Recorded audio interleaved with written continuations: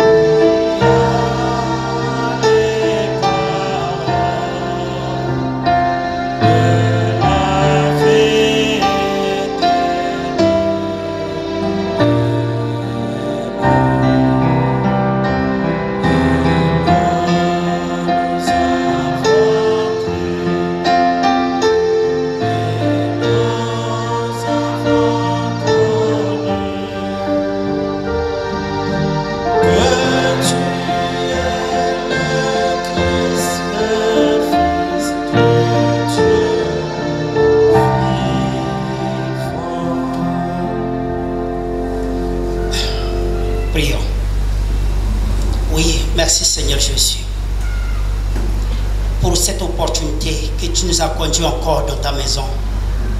Alors que beaucoup sont peut-être dans les bars, beaucoup sont en train de fumer quelque part. Mais tu nous as aimés, tu nous as choisis de venir dans ta maison. Voilà pourquoi nous te disons encore merci Seigneur. Pour le souffle de vie, pour cette opportunité de venir dans ta maison. Alors bénis ton peuple parce que c'est toi qui sonnes les cœurs, leurs reins. Et tu connais toutes choses qui est dans le cœur de l'homme, les besoins nécessaires de tes enfants, Seigneur. Voilà pourquoi nous crions vers toi chaque jour de notre vie. Parce que nous croyons qu'il n'y a que toi seul qui a la réponse. Voilà pourquoi ce soir, Seigneur, aide-nous. Aide-nous, Seigneur, nous ne sommes rien sans toi dans ce monde.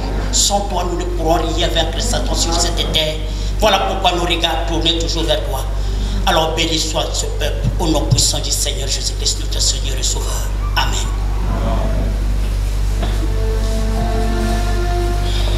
Cantique 197, nouveau recueil, Seigneur Jésus, merveilleux roi.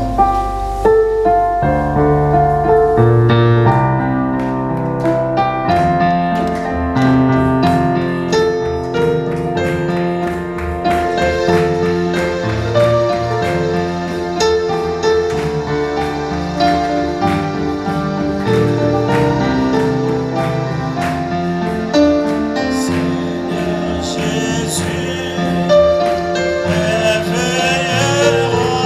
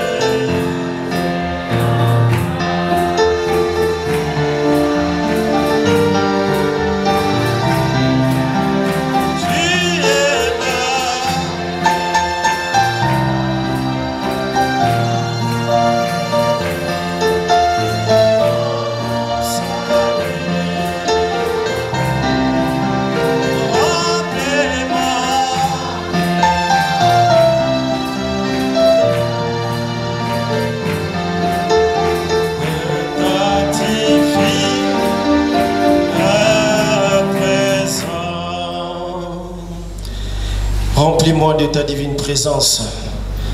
Je suis son ami, un ami quand d'autres amitiés cessent ou qu'ils me déçoivent.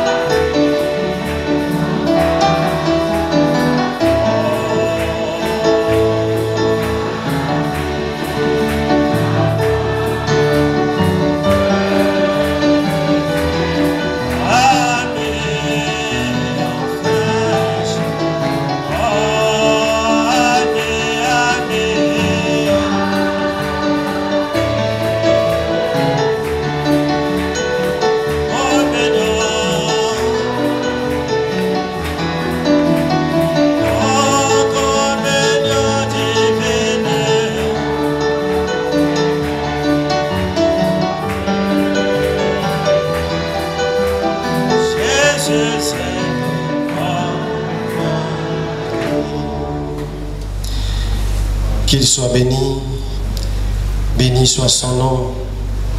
Le nom de Jésus est si doux, de Dieu désarmant le courroux.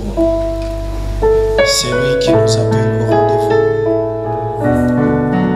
Gardons ce nom. Rendez-vous.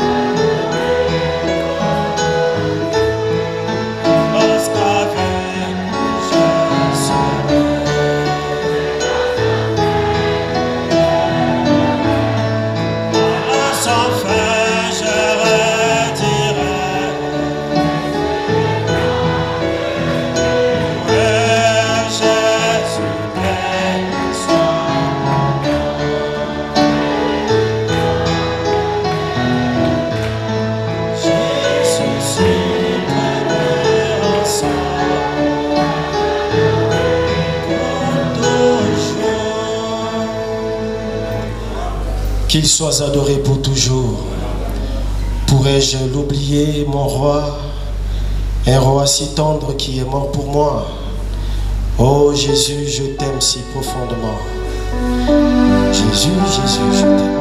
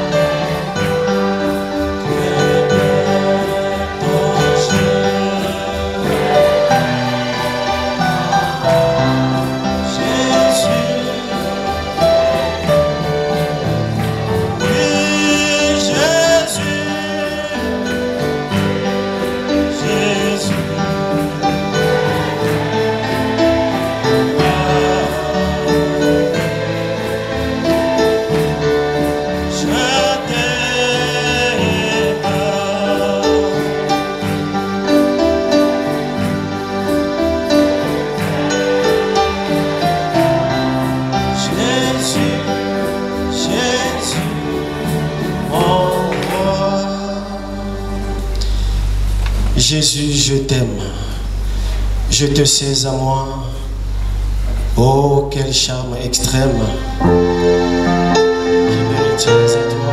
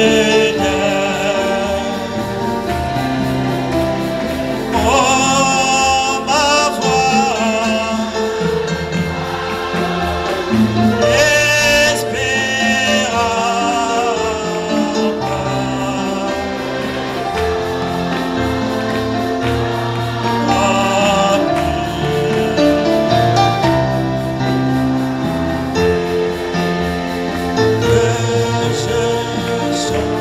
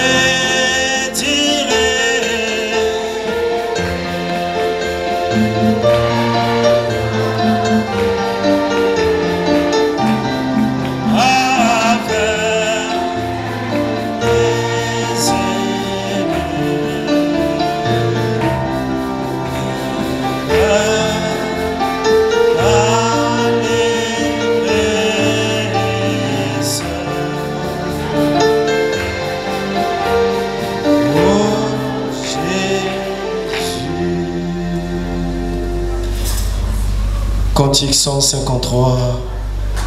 Oh, voyez combien le monde nous envie. C'est la gloire du Seigneur qui nous vivifie.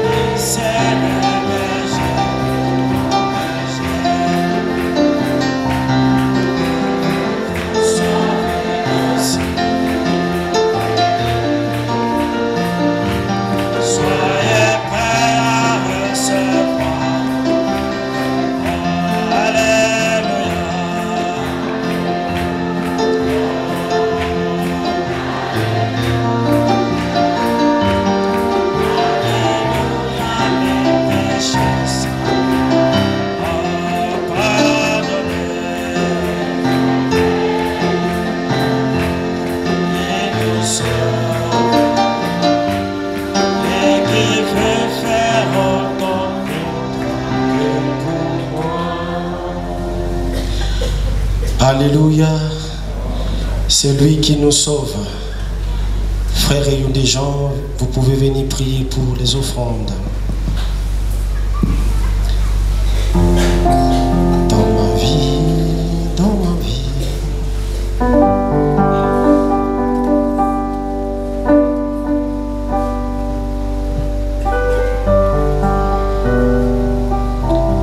Merci Seigneur Jésus. Nous te disons encore une fois de plus merci parce que tu nous as ramenés dans cette maison Seigneur pour t'adorer Seigneur comme tel que tu as voulu.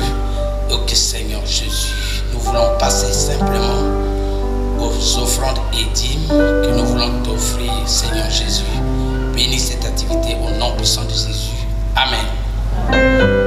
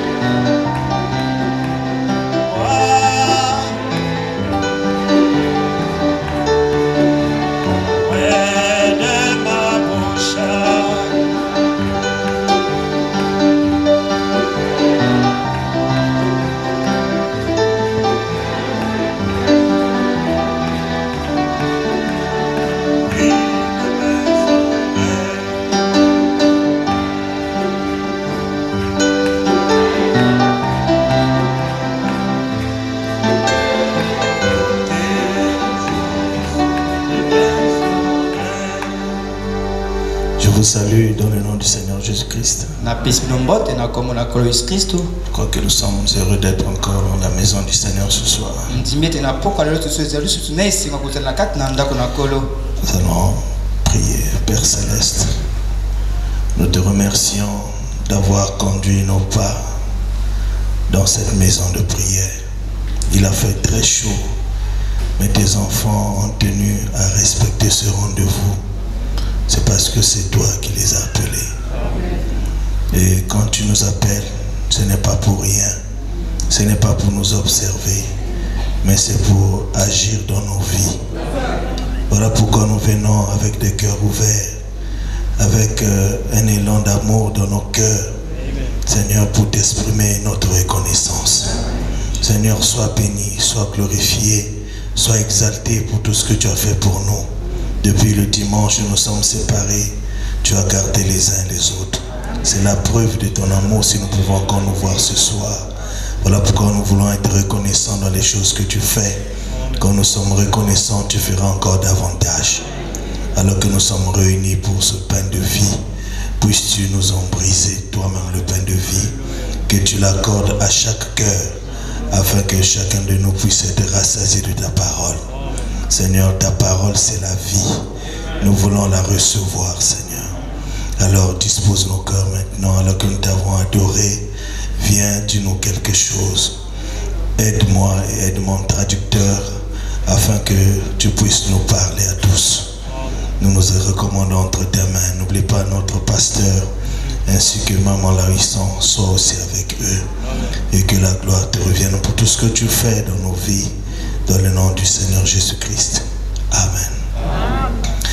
Mes frères, prenons Genèse chapitre 12.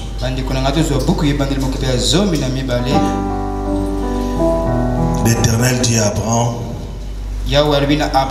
va-t'en de ton pays, de ta patrie et de la maison de ton père dans le pays que je te montrerai. Je ferai de toi une grande nation et je te bénirai. Je rendrai ton nom grand et tu seras une source de bénédiction. Je bénirai ceux qui te béniront et je maudirai ceux qui te maudiront. Et toutes les familles de la terre seront bénies en toi. Le Seigneur bénisse la lecture de sa parole. Frère Daniel, il faut remettre le réglage comme c'était. Ne bouge pas ça.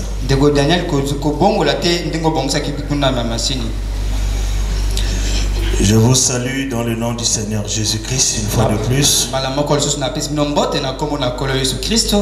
Merci d'être venu encore ce soir pour la réunion de ce mercredi. Si Dieu me fait grâce et avec vos prières, je voudrais parler d'un sujet que Frère Branham a prêché, l'alliance inconditionnelle que Dieu a traitée avec le peuple. L'alliance inconditionnelle que Dieu a traité avec le peuple. En d'autres termes, nous voudrions parler des alliances. Branham introduit cette prédication, il dit: maintenant j'aimerais parler quelques instants sur qui nous sommes. Donc parler des alliances, c'est parler de qui nous sommes, pourquoi nous sommes ce que nous sommes. Et veuillez m'accorder votre attention pendant peut-être les 2 séances, et nous verrons ce que le Saint-Esprit fera ressortir pour nous aider. Et vous savez, mes frères et sœurs, que l'homme a toujours cherché à trouver un moyen de se sauver par lui-même. L'homme a toujours cherché à se confectionner une religion, à élaborer son propre salut, à chercher à se sauver lui-même. C'est en fait la nature de l'homme. Vous vous rendez compte que dans le jardin d'Éden, quand l'homme s'est rendu compte qu'il avait péché, Frère Branham dit que au lieu que l'homme puisse parcourir le jardin en disant Père, où es-tu, l'homme s'est caché. Et c'était maintenant Dieu qui parcourait le jardin, criant Adam, Adam, où es-tu? On a vu que c'est ça la nature de l'homme. Au lieu de venir confesser et être sincère et dire oh Dieu, j'ai péché, pardonne-moi, l'homme a la tendance à se cacher, à se cacher toujours derrière quelque chose. Madame dit, la seule chose qu'Adam avait faite, et qui est un très grand penchant chez l'homme, il s'est confectionné une religion faite de mains des hommes. Et le frère Branham dit que la religion c'est une couverture. Au lieu qu'Adam puisse dire oh Dieu couvre-moi, il s'est confectionné des tabliers de feuilles de figuier, lui et Ève. Mais cela avait marché tant qu'ils n'étaient pas encore dans la présence de Dieu. Et quand ils sont arrivés devant la présence de Dieu, les feuilles de figuier n'étaient rien devant la présence du Seigneur. Ainsi, le frère Branham montre que Dieu avait pris l'homme pour partenaire. Si nous parlons des alliances, c'est qu'il doit y avoir 2 partenaires. J'ai beaucoup aimé cette expression de frère Branham. Il dit que Dieu a pris l'homme pour partenaire. Vous voyez que Dieu ne nous a pas pris comme des esclaves, des vauriens. Mais Dieu prend l'homme comme un partenaire. Un partenaire, c'est celui qui est associé dans une entreprise. C'est celui qui est associé à faire quelque chose avec quelqu'un d'autre. Un partenaire, c'est un compagnon. C'est un collègue dans une dignité, dans un emploi, dans une entreprise. C'est une personne à qui on se joint. Et qu'est-ce qu'une alliance? Une alliance, c'est un accord.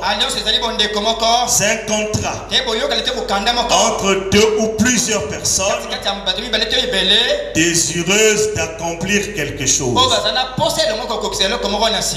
Et quand on fait une alliance, on se parle. nous allons faire telle chose. Nous allons nous mettre d'accord sur tel sujet. Toi tu feras ceci, moi je ferai cela.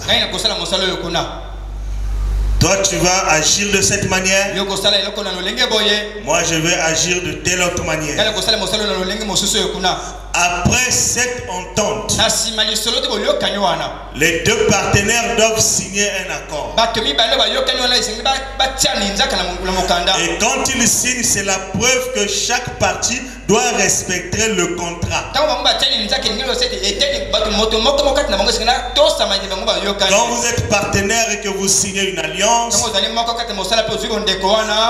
vous vous engagez à respecter les termes de l'alliance, à respecter les conditions de cette alliance que vous venez de signer.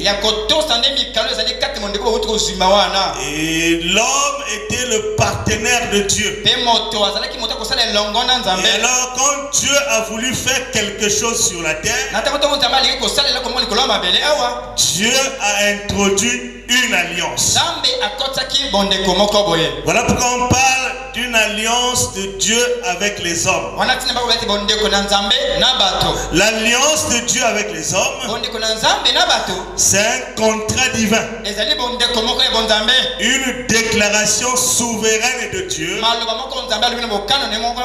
Et par cette déclaration, Dieu s'engage.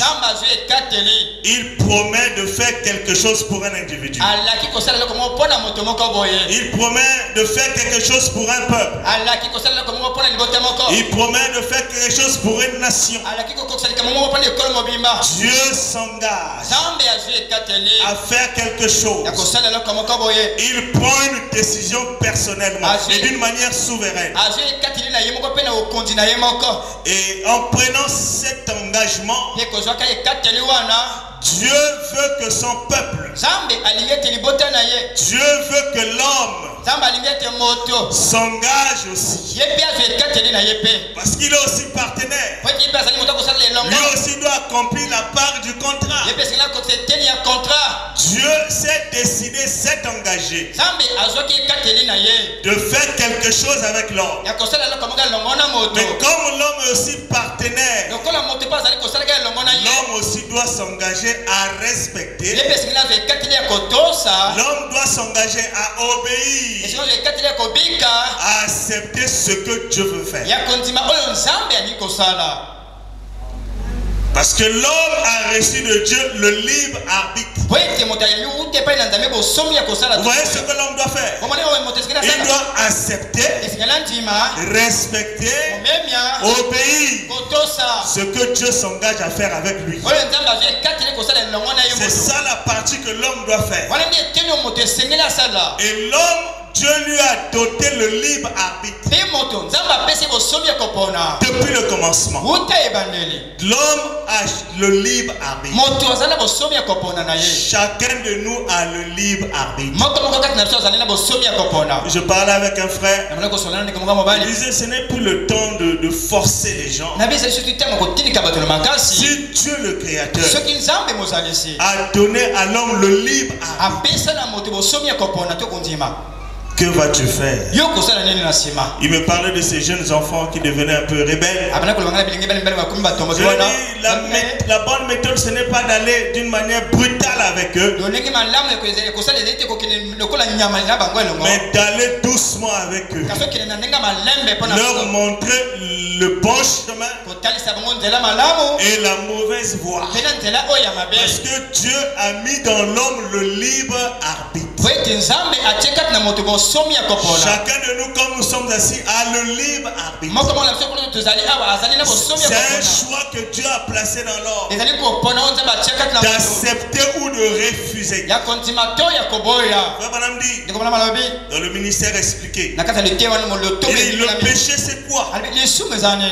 Ce n'est pas boire, fumer, jouer à l'argent, rejeter l'église. Le péché c'est l'incrédulité. Est-ce que cela est vrai? Celui qui ne croit pas est déjà condamné. Vous n'êtes pas détruits ou séparés de Dieu parce que vous êtes un pécheur. Vous êtes séparés par rapport à Dieu, de Dieu, parce que vous refusez de marcher avec lui, de marcher dans la voie qu'il a pourvue.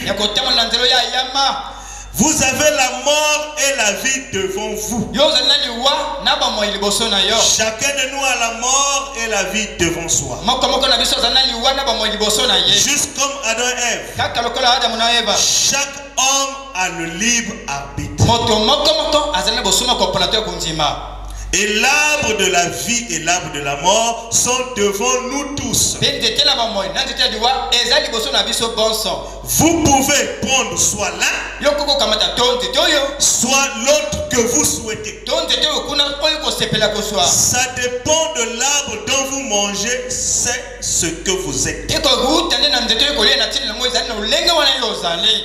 Dieu vous a créé avec le libre arbitre pour faire tout ce que vous voulez faire à ce sujet.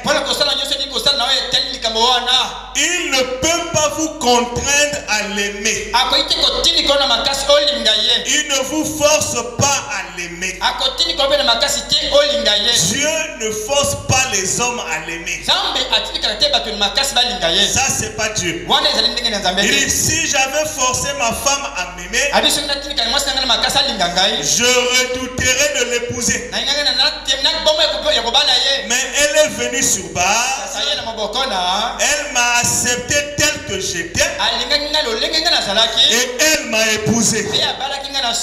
Elle m'a aimé. Elle m'a accepté tel qu'elle. C'est ainsi que nous devons venir à Dieu. Il veut que nous l'aimions. Vous devez aimer Dieu sans intérêt.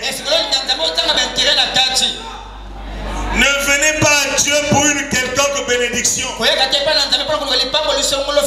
Soyons comme Esther. Esther n'est pas venue à Assyrus à cause des biens du royaume. Mais elle avait la révélation que si je peux trouver l'amour d'Assyrus, alors les biens du royaume vont m'appartenir.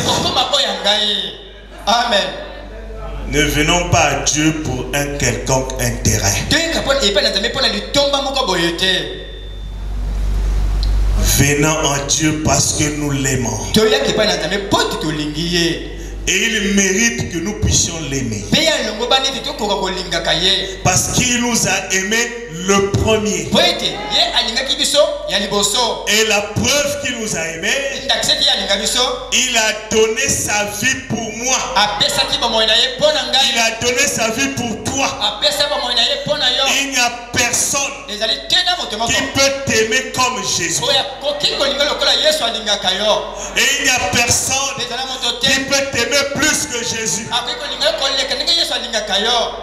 Amen. Aimer Jésus sans intérêt. C'est ce que Branham dit. Si votre femme vous épouse à cause d'un intérêt,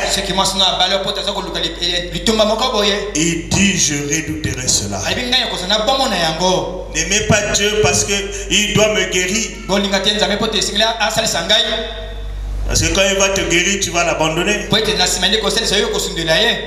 N'aimez pas Dieu parce que je vais avoir un enfant. Je vais avoir du travail. Je vais être béni. Et s'il te bénit, tu vas l'abandonner. Parce que tu es venu à lui à cause de la guérison. À cause des enfants. Mais je viens à Jésus par amour. Qu'il me bénisse ou pas, quand je pense à l'œuvre achevée de la croix, je ne peux que l'aimer.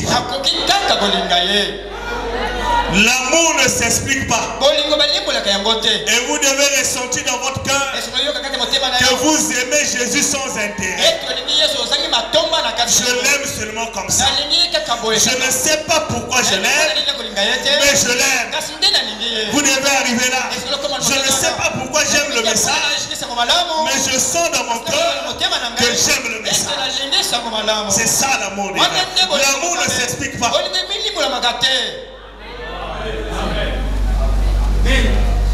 Dieu a placé dans l'homme le libre arbitre. Madame dit, dans le témoignage, il dit, voici un vieux solcon dont j'aimerais que vous vous souveniez. Ce soir, que chacun de nous puisse se souvenir de ce vieux solcon. Faites ce qui est juste. Amen. Amen. Vous connaissez ce qui est juste. Tout le monde ici connaît ce qui est juste. Et vous avez le libre arbitre. Il y a le juste, il y a le faux. Maintenant, vous dites, faites ce qui est juste. C'est vous qui devez décider. C'est vous qui avez le dernier mot dans ça. C'est vous qui avez le pouvoir de faire ce qui est juste ou de faire ce qui est faux. Mais Branham vous recommande de faire ce qui est juste. C'est votre devoir envers Dieu. Pensez juste. C'est votre devoir envers vous-même. Et vous êtes tenu d'être en ordre. Si vous faites ce qui est juste, vous finirez bien. Amen. Pourquoi on ne finit pas bien? On ne fait pas ce qui est juste. Ce n'est pas la faute de Dieu. L'homme a le libre arbitre. Si vous faites ce qui est juste, vous finirez bien. C'est là votre devoir envers Dieu. Pensez juste. En chaque circonstance, en chaque problème, pensez juste. Alléluia. Nous avons dit que notre pensée c'est comme un champ qui a beaucoup de fruits. Vous n'allez pas empêcher aux oiseaux de survoler votre champ. Ils ont le droit de survoler, ils sont libres. Mais vous les empêcherez de venir manger vos fruits, de construire des niches dans votre champ. C'est le pouvoir que vous avez, l'empêcher de venir faire un nid. N'empêchez pas au diable de construire un nid dans votre pensée. Empêche. Il dit, pensez juste. C'est votre devoir envers vous-même. Et vous finirez bien. Est-ce que nous voulons finir bien? Nous voulons finir bien. Dans chaque circonstance, nous voulons finir bien. Madame dit, je parlais à mon fils ici présent quand il avait 14 ans. J'ai dit, tiens-toi là dans les mains fistons. Tu deviens maintenant adolescent. Au moment où je suis souvent absent de la maison. Maintenant, je ne serai pas en mesure de te diriger. Ta mère est morte. J'ai dit maintenant, je veux que tu tendes les mains. J'ai dit, voici ta main droite. Voici ta main gauche. Aussi longtemps que tu iras dans cette direction, disant que ça c'est la mauvaise direction, ça c'est la bonne. Il dit, j'ai dit, tu ne peux pas emprunter à la fois la bonne et la mauvaise direction. Et or, aussi longtemps que tu vas par là, tu te trompes. Tu pourras penser être dans le bon. Il pourrait te sembler être dans le bon, alors que tu vas finir mal. Tu sais que c'est la mauvaise voie. Mais dans ta pensée, tu dis que c'est la bonne. Mais comme c'est la mauvaise voie, tu finiras mal. Et quand tu vas dans l'autre sens, tu pourras penser être dans le mal, alors que tu es dans le bon. Tu es tenu de bien finir. N'est-ce pas la vérité? J'ai dit, n'oublie pas cela. Chaque fois que tu as des ennuis, quand papa vient vers toi, je veux faire comme ceci, les bras tendus, et je dirais: de quel côté es-tu allé, fils? C'est juste. Tu as maintenant le libre arbitre.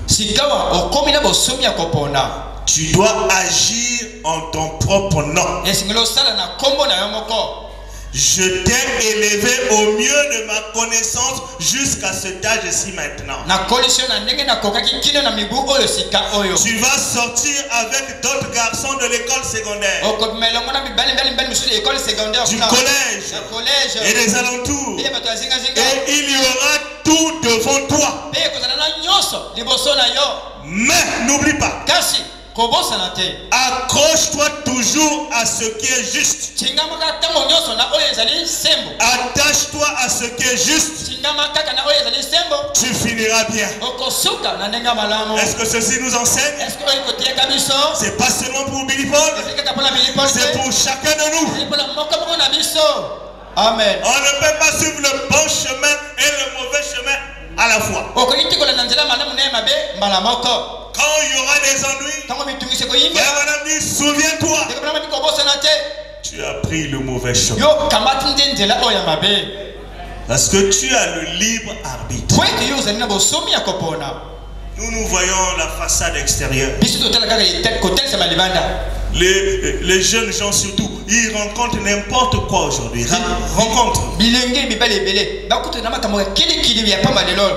L'enfer s'est vidé. Tous les démons de l'enfer sont sur la terre. Ils voient des choses que peut-être vous les parents, vous n'avez pas vues à votre âge. Ils entendent des choses que vous n'avez peut-être pas entendues à votre âge. Placez la parole devant les jeunes gens. Tu as le libre arbitre. Depuis le commencement.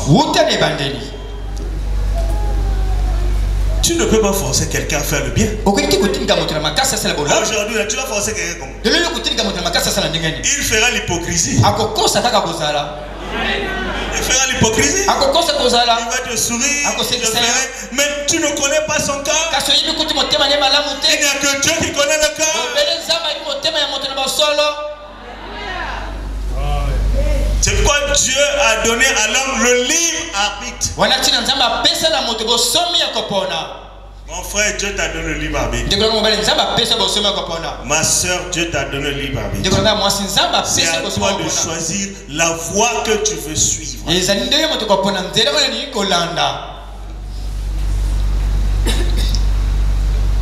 Dieu a donné à l'homme le libre arbitre, il a dit: je veux faire quelque chose avec toi. Mais il sait qu'il t'a donné le libre arbitre. Il sait que tu as le droit de dire: j'accepte ou je refuse. Et Dieu ne te force pas. C'est un libre arbitre. Et la bénédiction de l'alliance dépendra de ta position. Dieu veut faire de toi un partenaire. Et tu es son partenaire. Mais ton partenaire, tu as le droit d'accepter ou de refuser. Mais la bénédiction attachée à l'alliance, la bénédiction attachée à ce contrat entre Dieu et l'homme, dépend de ta position.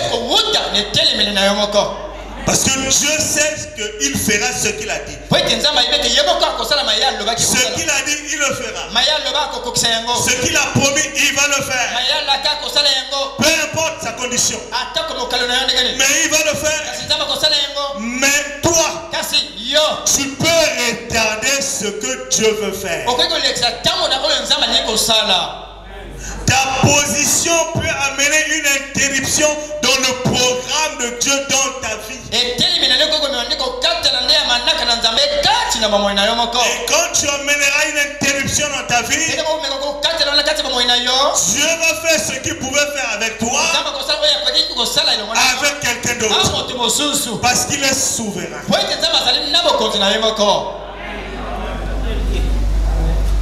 Dans la Bible, Dieu a fait des alliances avec des hommes. Et il est le même hier, aujourd'hui et pour toujours.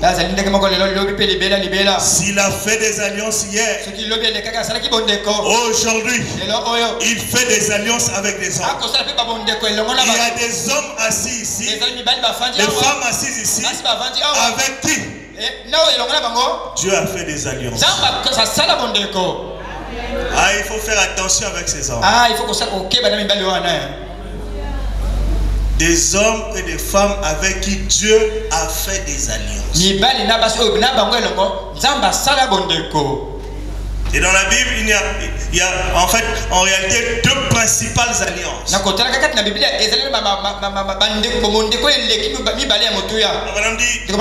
Il y avait aussi deux alliances qui ont été données au peuple. L'une a été donnée à Adam avec une condition. La première alliance a été donnée à Adam avec une condition. Si tu fais ceci et que tu fasses cela, je ferai ceci. Mais cette loi a été violée. Adam et Ève l'ont violée dans le jardin d'Éden. Alors, Dieu a établi une seconde alliance. Et il a donné à Abraham. Et cette fois-ci, cette alliance était sans condition. Ce n'est pas que ce que tu as fait ou ce que tu feras. Il a dit, moi je l'ai déjà fait. C'est sa grâce. C'est la loi de la vie. Dieu l'a fait pour Abraham et pour toute sa sémence après lui. Madame dit encore, dans le lieu d'adoration, il y a aussi deux alliances.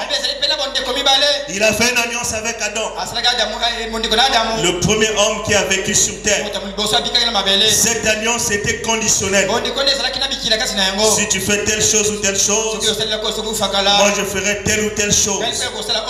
Adam devait faire quelque chose pour que cette alliance demeure devant Dieu.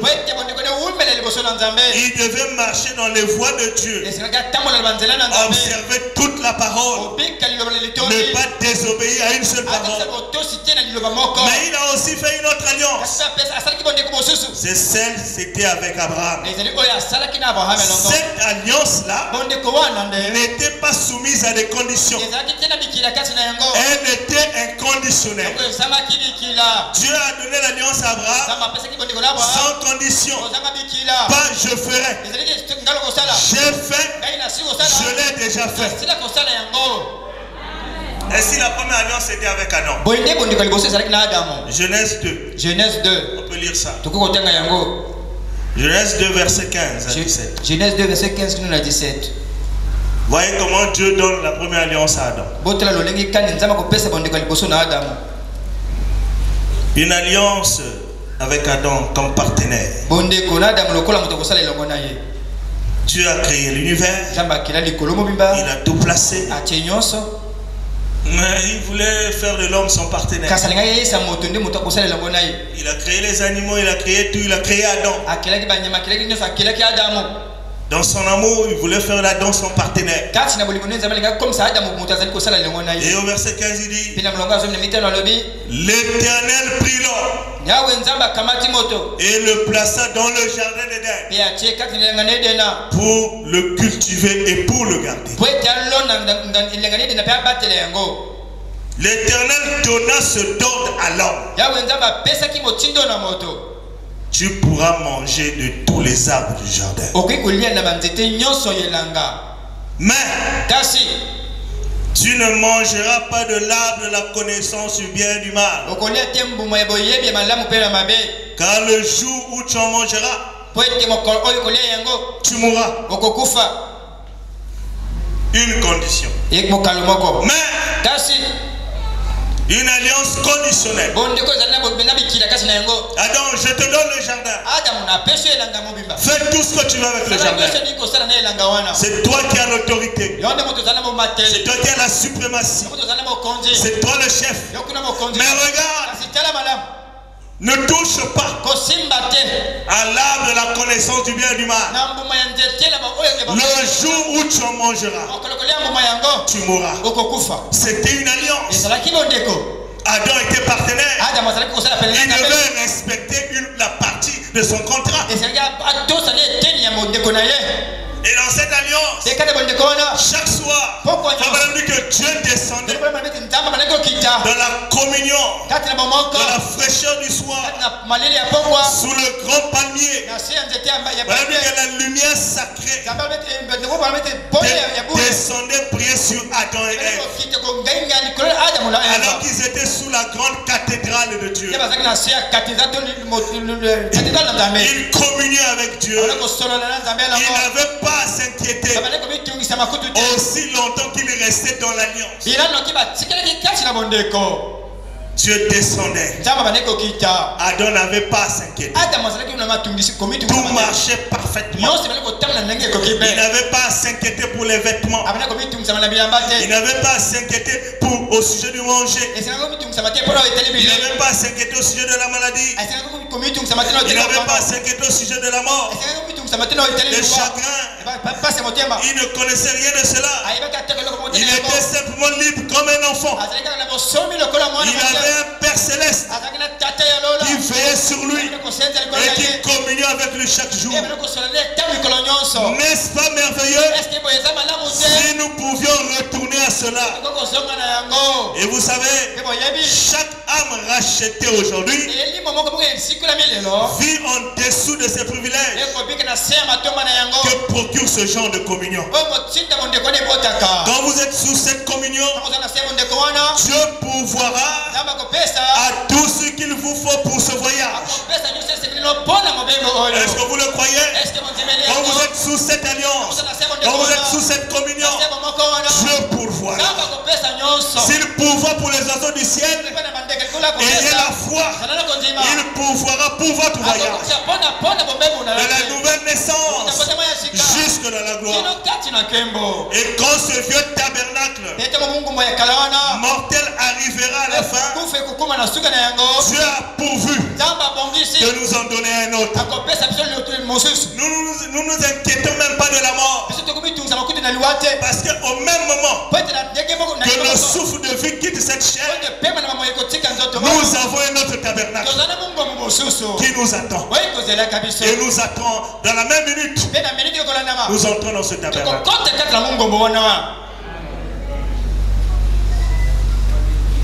Adam n'a plus respecté le contrat. Adam était absent au culte ce jour-là. Il était absent à cause du péché. Dieu est descendu le soir.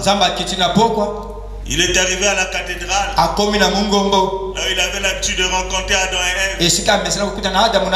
Il ne voit pas Adam. Il ne voit pas Ève. Dieu attend. Adam ne vient pas. Ève ne vient pas. Ils ont fui le culte. Au lieu que Adam cherche Dieu avant l'heure qu'il devait descendre, Adam a fui. C'est la nature de l'homme. Et pourtant, dès qu'il avait péché, il devait commencer à fuir dans le jardin. Dieu, où es-tu? Où es-tu? J'ai brisé le contrat. Viens, pardonne-moi. Il a attendu l'heure du culte. Quand Dieu descend, il regarde dans la cathédrale. Absent. Adam absent. Adam, où es-tu? Je ne sais pas là où tu es ce soir. Tu peux être assis ici, mais ton cœur n'est pas ici.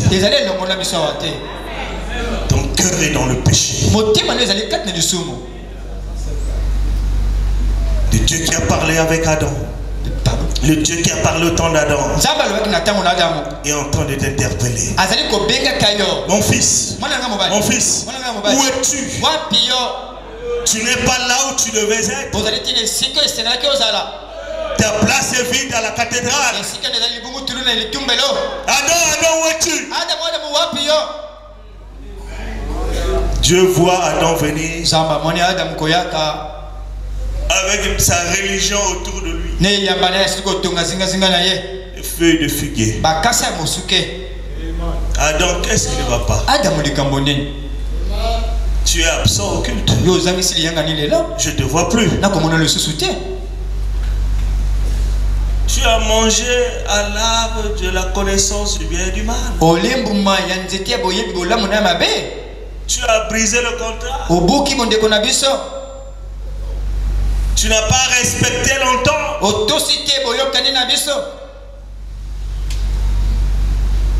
Au lieu de dire oui, Père. Mais la nature de l'homme, c'est de rejeter sa faute sur l'autre. C'est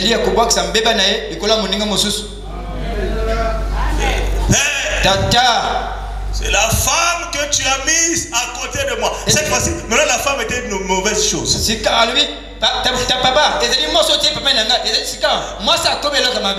Alors que quand tu avais créé la femme, quand Adam s'est réveillé, quand il a vu la femme, il dit cette fois-ci, elle est os de mes os, chair de ma chair. Mais quand le péché est entré, c'est la femme que tu as placée à côté de moi. En d'autres termes, si tu ne l'avais pas placée à côté de moi, je ne serais pas tombé. En d'autres termes, c'est aussi ta faute. C'est toi qui l'as placée à côté de moi.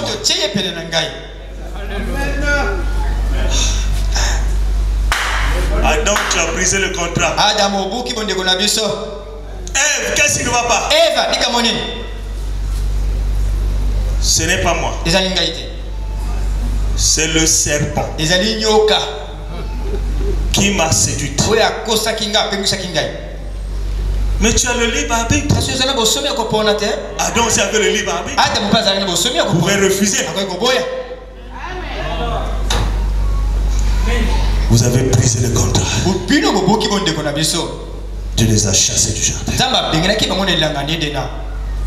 Parce que c'était une alliance conditionnelle. Tu fais ceci, moi je fais cela. Tu fais ceci, moi je fais cela. Si tu ne fais pas, tu brises la partie dedans.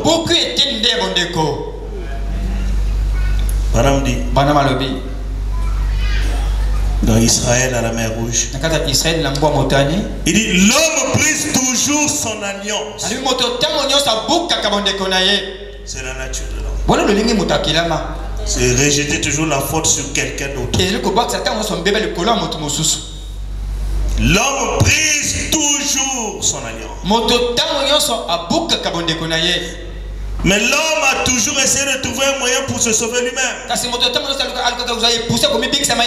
Essayant de faire quelque chose par lui-même. Cela vient d'une fausse interprétation dans le jardin d'Éden. Lorsque l'homme s'est rendu compte qu'il avait péché, il essayait de se faire une religion, une couverture. Le mot religion signifie couverture. Et Adam et Ève se sont cousus un assemblage de feuilles de figuier et se sont fait une religion. Et depuis lors, cela a été une tendance chez l'homme à travers les âges d'essayer de faire quelque chose. Mais vous êtes sauvés par la grâce. Parce que nous ne sommes pas sous l'alliance d'Adam. Gloire à Dieu. Parce que Dieu a prévu une autre alliance. Nous ne sommes pas soumis à la première alliance. Nous ne sommes pas sous l'alliance conditionnelle. Mais nous sommes sous l'alliance inconditionnelle. Ça ne dépend pas de ce que nous faisons, mais ça dépend de sa grâce. Quand il décide de te sauver, il te sauve. Quand il décide de faire quelque chose avec toi, il va le faire.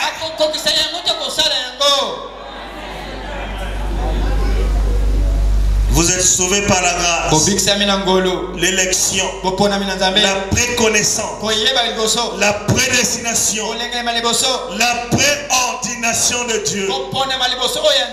Paul disait à l'église d'Éphèse que Dieu nous a prédestinés en Christ avant la fondation du monde. Pensez-y. Il nous a prédestinés en Christ avant la fondation du monde. Alors, pourquoi nous tracassons-nous? Pourquoi te tracasses-tu? Débarrassons-nous des tracas. Est-ce que vous êtes prêts ce soir? Débarrassons-nous des tracas. Nous sommes tout simplement les plus heureuses créatures qu'on n'ait jamais vues. Comment ne pas croire cela et ne pas être heureux? Est-ce que vous croyez cela? Aimer Dieu sans intérêt. Que Dieu vous aide à ranger votre libre arbitre derrière la parole. Votre choix personnel derrière la parole. Chacun de nous a le libre arbitre. Mais prenez ce libre arbitre, placez-le derrière la parole. Quand c'est derrière la parole, vous allez vaincre. Peu importe ce qui est devant vous, peu importe l'ennemi, peu importe la taille de l'ennemi, vous allez vaincre. Peu importe la porte, la grandeur de la porte, la sémence d'Abraham, avec qui Dieu a tracé la deuxième alliance. Elle possédera toutes les portes de son ennemi. Toutes les portes. Peu importe la grandeur de la porte. Comme vous êtes sous la seconde alliance, vous êtes obligés de posséder ces portes, de vaincre. Ma prière ce soir est que nous puissions demander à Dieu: Seigneur, aide-moi. Tu m'as donné le libre arbitre. Le choix entre le bien et le mal. Et le bien et le mal est devant nous chaque jour. Dès que nous sortons là, même assis ici dans l'église, le bien et le mal est devant nous. Mais Seigneur, aide-moi qu'avec ce libre arbitre, je place cela derrière la parole. Je place cela derrière le bien. Et que vous êtes dans le bien, vous serez toujours vainqueur. Et rien ne pourra vous vaincre. Même quand vous êtes seul, utilisez ce libre arbitre dans le bien. Parce que vous ne pouvez pas à la fois aller sur le bon chemin et sur le mauvais chemin. Soyez sincères. Réalisez peut-être que acceptez. Seigneur, je suis sur le mauvais chemin. Je vais revenir. Je vais commencer avec toi. Prendre le bon chemin. Je vais décider d'une manière souveraine. Depuis mon cœur, je veux suivre le bon chemin. Je veux suivre le bon chemin. Je vais agir juste, penser juste. Parce que je finirai juste. Lèvons-nous. C'est le cri de notre cœur. Dans ma vie, je veux suivre Jésus. Non, on va chanter. J'ai décidé de suivre Jésus.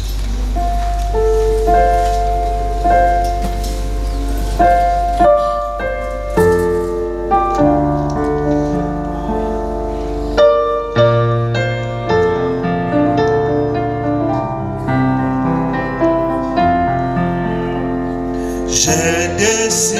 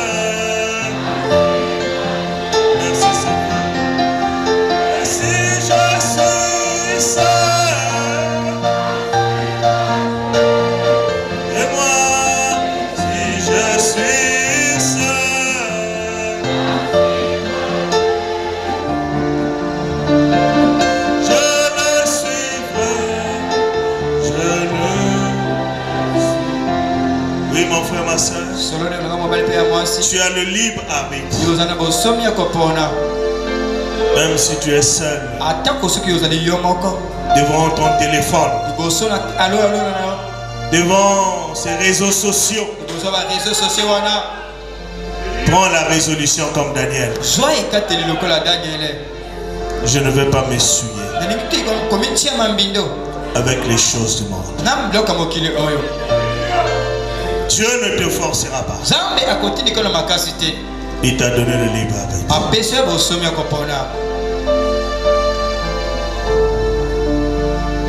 Pensons à ces choses. Seigneur Jésus, notre Père, oh combien nous bénissons ton nom, combien nous nous sentons tellement indignes.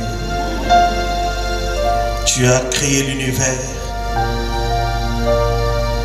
Tu ne dépendais pas de l'homme, mais tu as fait de l'homme ton partenaire. Quelle grâce, quelle opportunité. Seigneur, tu pouvais faire tes affaires comme tu le voulais, mais tu as pris l'homme, tu as fait de lui ton partenaire. Et tu nous demandes simplement d'obéir, d'accepter le contrat, d'agir selon ce qui est dans le contrat. Alors la bénédiction liée à l'alliance sera nôtre. Seigneur, révèle cela à chacun de nous, que nous pouvons retarder l'accomplissement de la parole parce que nous ne respectons pas les termes de l'alliance. Seigneur, nous voulons respecter les termes de l'alliance et s'attendre à plus de bénédictions. Parce que ce que tu as promis, tu vas l'accomplir. Et rien ne peut t'empêcher de l'accomplir. Que nous ne puissions pas avoir des trucs qui nous empêchent à ce que la promesse puisse s'accomplir dans nos vies. Seigneur, aide chacun de nous à savoir utiliser son libre arbitre, à choisir le bon chemin, à agir juste. C'est notre devoir envers toi. À penser juste. C'est notre devoir envers nous-mêmes. Et nous finirons juste. Seigneur, nous voulons finir juste. Il n'y a que toi qui peux nous aider. Alors aide chacun de nous, que ces paroles puissent pénétrer chaque cœur. Que chaque fois que nous marchions, que nous puissions penser à ces choses. Alors l'alliance, la bénédiction de l'alliance sera pour chacun de nous. Nous savons que dans l'alliance, il y a la guérison. Dans l'alliance, il y a la délivrance. Dans l'alliance, il y a la prospérité. Dans l'alliance, il y a la bonne santé. Dans l'alliance, il y a tout ce dont nous avons besoin. Seigneur, aide-nous, Seigneur, à demeurer dans l'alliance. Alors la victoire sera nôtre. Bénis cette parole dans nos cœurs. Alors que nous allons nous séparer, conduis chacun de tes enfants. Et que nous puissions penser à ces choses. Comme Marie, penser à cela, afin que cela puisse se faire chair dans nos vies. Afin que tu puisses nous visiter. Oh Dieu, visite chacun de nous, Seigneur. Et rends cette parole tangible dans chacune de nos vies. Parce que nous croyons que tu es réel. Tu n'es pas un Dieu mort, tu es un Dieu vivant. Vis dans nos vies, Seigneur, afin que nous soyons des fils de Dieu manifestés. Conduis chacun de nos pas. Et si tu permets que nous puissions encore revenir ici, nous allons bénir ton nom. Dans le nom de Jésus-Christ. Amen. Amen.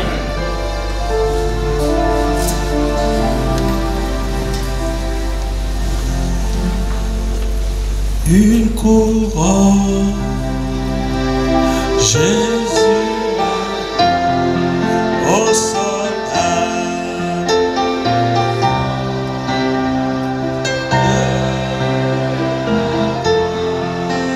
Pour toi,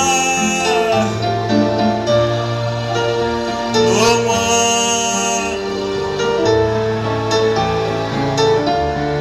pour tous ceux qui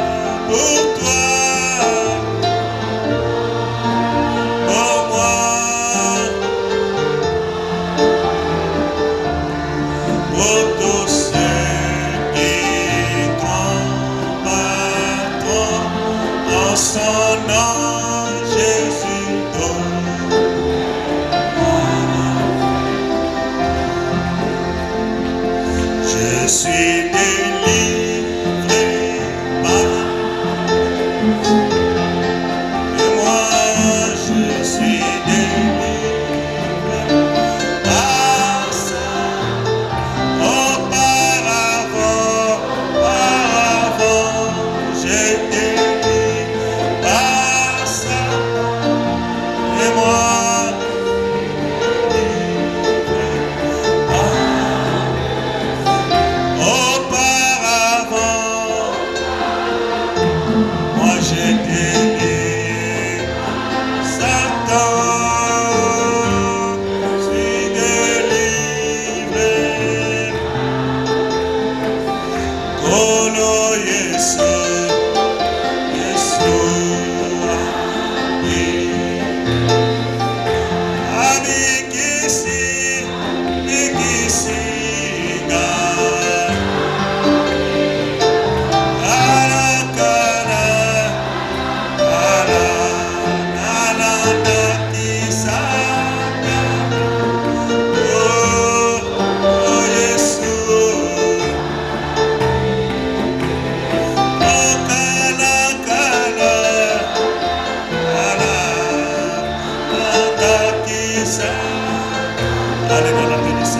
Ele katina kimia la